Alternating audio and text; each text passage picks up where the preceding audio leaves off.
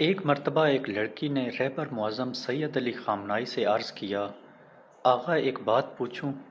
رہبر معظم نے فرمایا، بیٹی پوچھو کیا بات ہے؟ لڑکی نے کہا، ہمارے معاشرے میں لڑکوں کو ہر طرف کی آزادی حاصل ہوتی ہے، وہ کہیں بھی جائیں کچھ بھی کریں ان پر زیادہ روک ٹوک نہیں ہوتی، لیکن لڑکیوں کو بات بات پر روکا جاتا ہے، یہ مت کرو، وہاں مت جاؤ، جلدی گھر آ جاؤ، ایسا کیوں ہے؟ یہ سن کر رہبر معظم مسکرائے اور فرمایا، بیٹی کیا تم نے کبھی لوہے کی دکان کے باہر لوہے کی چیز پڑی دیکھی ہے؟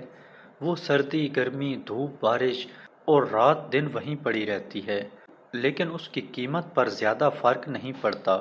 لیکن اب ایک سنار کی دکان کا تصور کرو، ایک مضبوط تجوری، اس کے اندر ایک خوبصورت ڈبیا، اور اس ڈبیا میں ریشم میں نہایت حفاظت سے رکھا ہوا قیمتی ہیرا۔ جوہری جانتا ہے اگر اس ہیرے پر معمولی سی خراش بھی آ جائے تو اس کی قیمت متاثر ہو سکتی ہے، اسی لیے وہ اسے سنبھال کر رکھتا ہے۔ اسلام میں بیٹیوں کی عزت اور اہمیت بھی اسی طرح ہے۔ بیٹیاں گھر کی رونق اور رحمت ہوتی ہیں، اسی لیے ان کی حفاظت اور عزت کا خیال رکھا جاتا ہے۔ بس یہی فرق ہے کہ قیمتی چیز کی حفاظت زیادہ کی جاتی ہے۔